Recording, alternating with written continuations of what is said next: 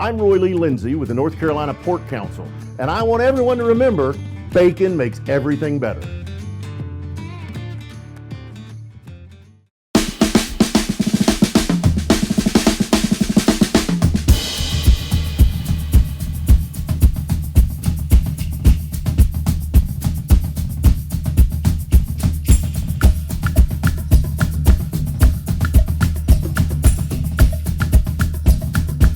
Room here on the third floor of the Hilton. We are in Uptown Charlotte. Florida State has joined us in the room, and head coach Mike Norvell will open us up with a few thoughts as we get started with the Seminoles. First off, appreciate everybody being here today. We're so very excited about the kickoff to the 2024 season. It's been a great off season for our program. From starting back there in January, going through the winter program, spring practice. The summer workouts, and then reporting tomorrow. Just so excited about this team. Excited about the young men that I get to coach. This is our program has won 23 games over the last 2 years. We have 77 players that were a part of last year's team that are back for this next season. So we've got a lot of experience and guys that have contributed to helping elevate the program to where it is. And now all of our focus goes into the task at hand. And our objective this year is just to go get better. Coming off what was a 13-0 regular season and championship game. It was something that was really a special experience for our entire program. But it sets the stage and opportunity for us to continue to push and continue to elevate this program to ultimately where it deserves to be, and that's among the nation's elite. When you look across the course of college football, I've got a great group of young men that are here with me today. You're 3 guys that have been within the program. You've been a part of that journey, and they're tremendous representatives of Florida State football, and then so many great young men that are back in Tallahassee that you have, like I said, have contributed so much work to help build us to where we are and ultimately where we're going. So excited about the days that are ahead. We've got a great opener, kicking off in Dublin, Ireland, to kick off the college football season, and doing so against a very talented opponent in Georgia Tech. Conference opener. Our first 2 games are conference games, so there is an ultimate sense of urgency around our program to be able to get off to the best start that we possibly can. So excited about the steps ahead, and looking forward to getting back on the practice field here this week. Coach, we have microphones in the room. If you would, please raise your hand, as 15 of them seem to have just shot up into the air. We'll get the microphones to you as quick as we can. To your right, Coach, second row, we'll start with the 2 gentlemen wearing the teal shirts. Hey, Coach Mike, Chris Heidel from Purpose and Radio in Baltimore. Talk about the defense. Last year was such a great defense, flying around with Jared Verse and also. Who's the next person, next man up on the defense? Well, really excited about, a couple of guys that we have here today. Pat Payton, who's been an all-conference performer, your former rookie of the year in the ACC. I would say was an all-conference performer this past season. He was really expecting him to take another step in his game. Josh Farmer was an all-ACC performer there on the defensive front. We've got a great supporting cast with those guys in the forcing unit. You look at all 3 phases of our defense.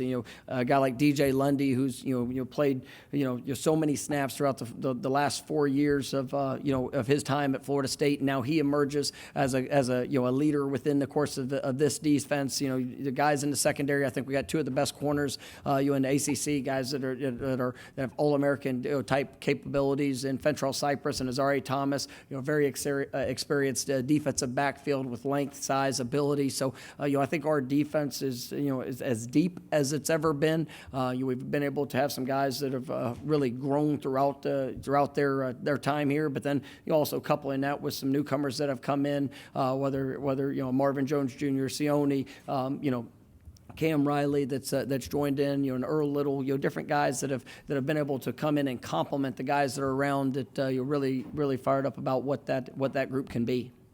Coach, keep it right there to the right. Adam Limerick, FM Sports Radio.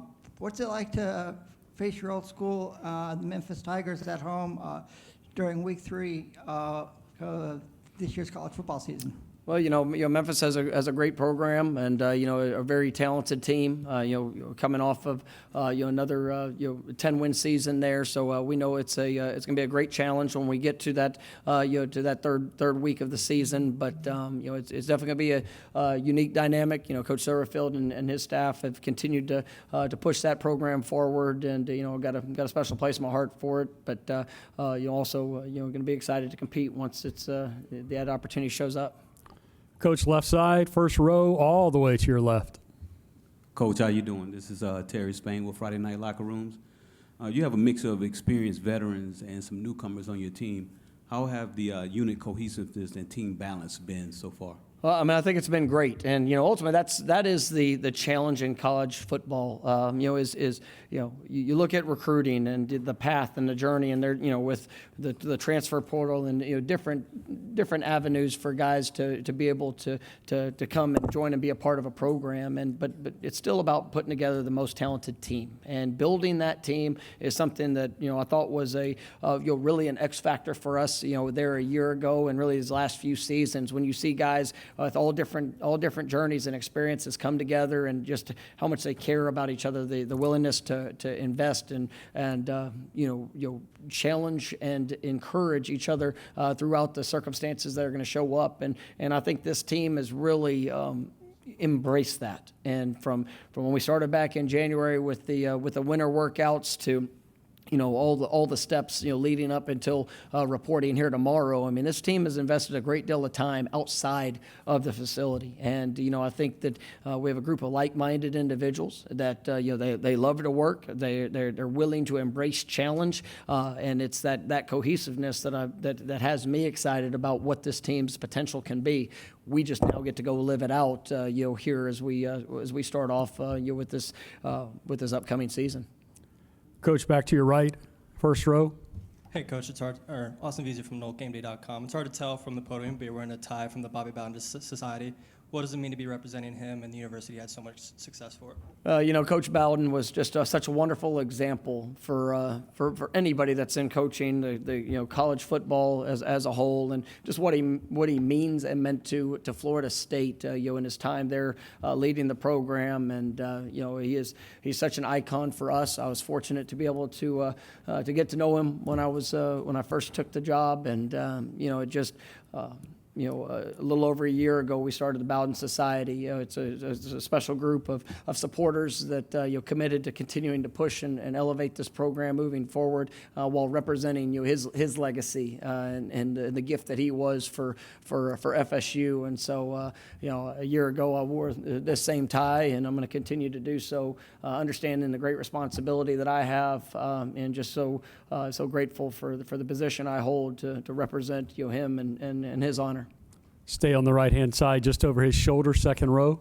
Tyler Budge, CF Budge. Coach, I got an opportunity to talk to Kenny Dillingham at Big 12 Media Days, and he talked about in 2021, when he was your OC, learning how to win and a breakthrough you guys kind of had. Could you talk about what you think some of the key factors and differences are of learning how to win, like he was talking about? Yeah, for us, it's making sure that there's an ultimate belief and investment in the processes that are necessary, and it starts with the work. It always starts with the work, and everybody will talk about especially this time of year about wanting to win a championship. But are you willing to do the things necessary? If it's just starting today or tomorrow, you probably missed out on it. But it's a 365-day commitment on making that investment in whether it's on the field, whether it's in the weight room, within the classroom, in every aspect of just being the best you, and then surrounding yourself with like-minded individuals that are going to help push and challenge you. And you can't be reactive to just the circumstance. It's got to be true to who you are and what you believe in. And I think we've had a team that has learned how to respond in those situations, and we're continuing to work to be better at that as we move forward. But it's definitely a process that we got to go through. And I thought that you look back to even our second year. We started off 0-4 to kick off that season, but it was about how we went about the finish. And to win, 5 of our last 8. I mean, you saw those positive steps that took place. It wasn't perfect, but it was those positive steps and how you ended the season that really gave us a lot of momentum to what we could do and what we could accomplish moving forward. And so it's all of those steps have been critical for us on our journey. Coach, as a follow-up to that from the podium, what does accomplished greatness mean to you? Well, I mean, what is greatness? I think that's something that everybody's got an opinion. Everybody has a desire to be great. But for me, it's you're trying to push to be the best you. I mean, because at the end of the day, a lot of people from the outside might have a perspective of who is great or who is the greatest. But for us, let's control the things that we can control. Let's go out there and be the best that we can be. And if we are willing to show up and do that on a daily basis, if we're willing to work to get better, then you'll look back and greatness will be accomplished. So to accomplish greatness, it's to show up and accomplish being the best that you can be on a daily basis. In the things that you love to do, but then also in the things that maybe you don't always enjoy, that you're still willing to go give it all. Coach, thank you. You can switch places with Joshua Farmer. Joshua, we can spend a little bit of time with you at the podium. Folks, if we do come back to you, please re-identify yourselves and the media agency that you are with, please. We've got about 5 minutes with Josh. Anyone in the room like their first question, the big man? Josh, we'll go to the right-hand side, second row. Hey, Josh. Jordan Silversmith, Tomahawk Nation. You recently had a special with The Climb. Can you just talk about telling your story and why you thought that was the right situation for you to do that? Because a lot of people don't know, I just think it was important for people to hear because I would hear people say things like, where are your parents, where they at, and I would just brush it off. So it was just the perfect time to tell them, my parents passed when I was young, and I think they should know. Josh, we'll go to the left side, about the fourth row towards the aisle. You follow the white shirt, and there we go. How you doing, Josh? How you doing? Good. Jesse Coger from PlantTheSpear.com. You guys implemented a new system of heavily rotating the defensive line last year. How did that, over the course of the season, play out with you guys, with staying fresh, being able to have a big impact late in the game where we saw you guys overpower other teams a lot? And then the second follow-up to that is, how excited are you to have your guy, Darryl Jackson, back next to you this season? We was able to rotate like 6 or 7 of us, so it played a big part of keeping us fresh. When they was tired, we were still rolling, and I'm very excited to have Darryl back because, the last time we played, I think we had like 8 shutouts, so we're going to try to do that again this year. Josh, we're going to get the microphone right side towards the last row of tables here. Hi, Josh. Thomas Wilkerson from 90.9 The Light. We all know how exceptional the defense was last year, and y'all still have a lot of pieces from last year as well. Even with the new transfers and new recruits, what is your role when it comes to coaching those new guys? Just showing them the standard because we went 13-0 last year, so whatever we did last year worked, and just helping them when the days get tough and things get hard, just showing them we all went through it, and it's only going to make them stronger, and just getting them on the same page as us, all on one page. Josh, we're going to stay on the right-hand side. Sir, please raise your hand so we can see you. Jeremy Grandison, ESPN Charlotte. You mentioned the standard of FSU defense. Can you just touch on what that standard is? Running to the ball every play, being tough, being smart, mainly just being resilient and running to the ball. That's what our DC preach and our D-line coach. Everybody, all 11 hats, running to the ball, and I think that's the standard. Josh, I think we're going to go left side, gentleman in the red shirt, all the way towards the wall.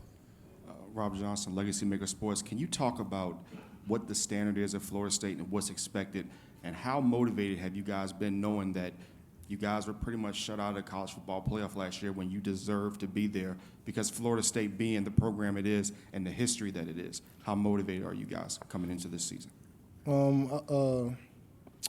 The standard is the best, like being our best every day, even when things get hard, just hiding it and putting your feelings to the side and just getting the job done and just trying to be your best. And, we pretty pissed off, I think we deserved to be there last year, but, that's in the past and everything happened for a reason.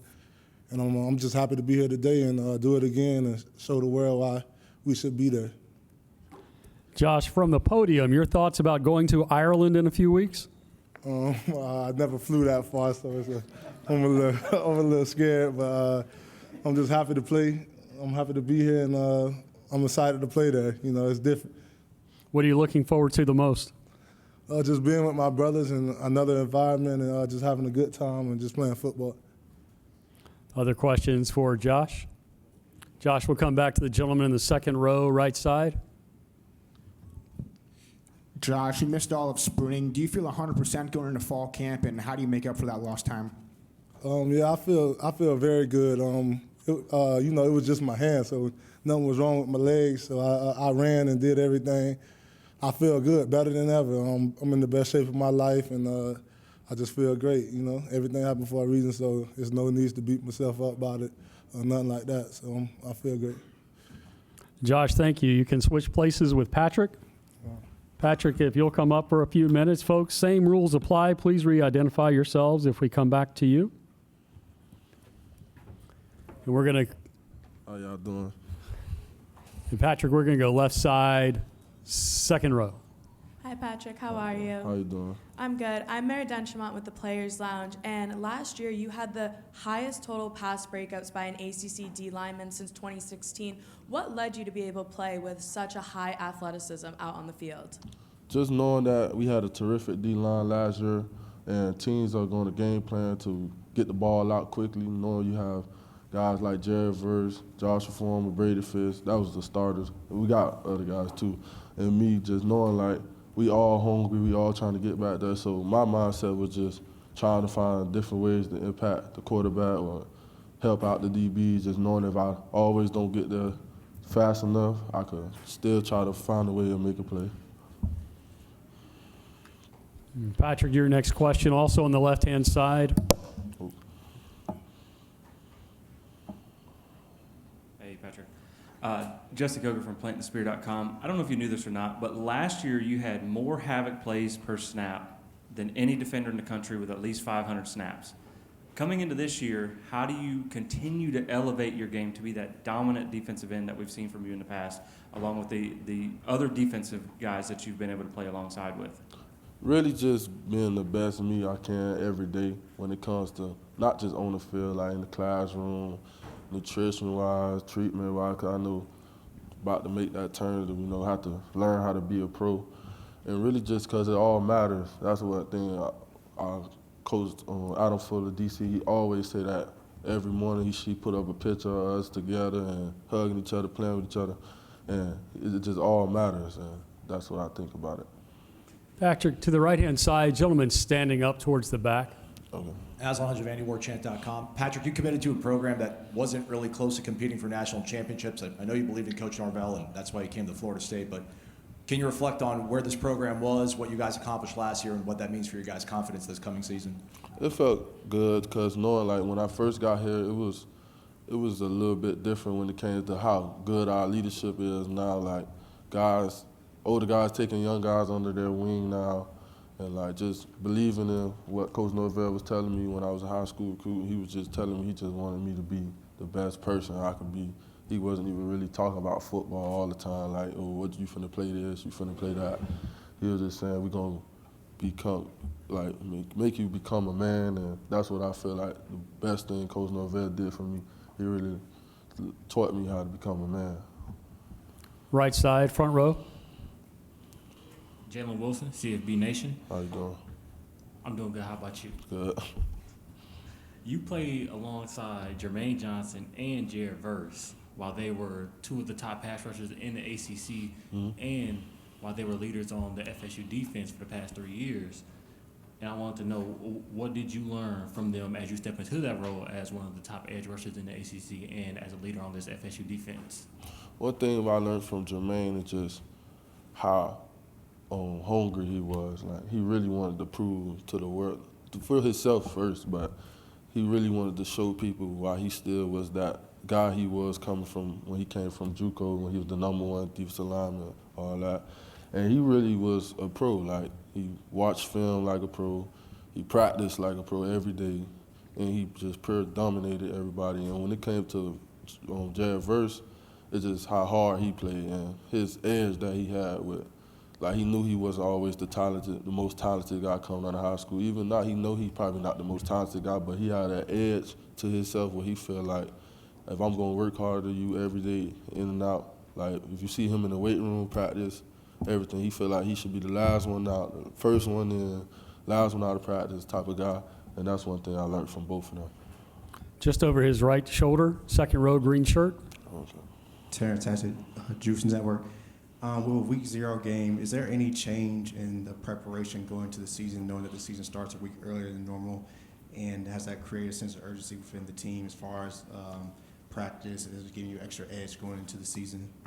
I feel like you have to just believe in the process, believe in the plan that Coach Norvell, Coach Storms, them got up for us, and really just practicing hard every day like we've been doing since I got here. Like, every practice that I done been here since I've been here has been intense. Even the days when it was just only helmets, when there's no helmets, when it's just a workout, everything intense, and just believing in the plan and making sure that all of us is just our best self, and then Georgia Tech can take care of itself.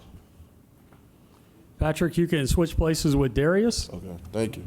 Thank you very much. We'll have about 5 minutes with Darius, and we will go ahead and get our microphone, Darius, to the left-hand side. It'll be about the 4th row. Follow the white shirt, and there's the mic handoff. Hey, Darius, how are you? I'm good. How you doing? Good. Jesse Coger with plantandspear.com. Coach Norvell has said this year that this offensive line group has the potential to be the best he's had at Florida State. Can you talk a little bit about what you've seen from that group coming into the season? And then kind of a second part to that is, how does it help you guys elevate your game, being able to go against such a dominant defensive line that Florida State has had the last couple of years? I'll say just with everybody that we brought in this season and just the people that we brought back from last season and just the experience that we have and just the camaraderie that we have as an O-line group, which is very huge for that room in general. So we just the people we have and just the experience and all that stuff. And then just going against Pat and Josh and like just that D-line in general every day, like we go at each other's neck. So we're trying to make each other better every day on and off the field. Darius, right-hand side, gentleman standing up towards the back. Aslan Hunch of AndyWarChant.com. It was about 5 years ago, I think, now, Darius. Can you go back to when Coach Norvell took the job, the first meeting you had with him, what he told you, and how much of that's kind of come to fruition for you guys? The first meeting told us that we're going to work, and it's been like that ever since. Like, we've just been working every day, nonstop, off season, in the season. Like, we get after it every day, and we just work. Right-hand side, about the 4th row, raising your hand high. Jeremy Grandison, ESPN Charlotte. You were protecting Jordan Travis last year, but can you just talk about that relationship with DJ that you've been able to kind of formulate so far? DJ has just been a very unselfish person, just trying to get to know all his teammates, get to know all of us, and just be around us and just really get to know this team and buy into this program because, like, he's on his last year and stuff like that, but it's like he can still make an impact to everybody on the team just by the way he is and how he comes in every day and work with us. Staying on the right again, 2nd row. Hey, Darius, Jordan Silversmith, Tomahawk Nation. The last few years, the coaches have lauded you as a Swiss Army knife. Coming into 2024, are you going to stick at one position, or are you going to bounce around week to week? It really doesn't matter to me. As long as I'm helping the team, that's all that matters to me. Darius, left side, 2nd row. Hi, Darius. How are you? I'm good. How you doing? I noted that you grew up in Florida. Did you also grow up a Seminole fan? I won't answer that one. Ooh.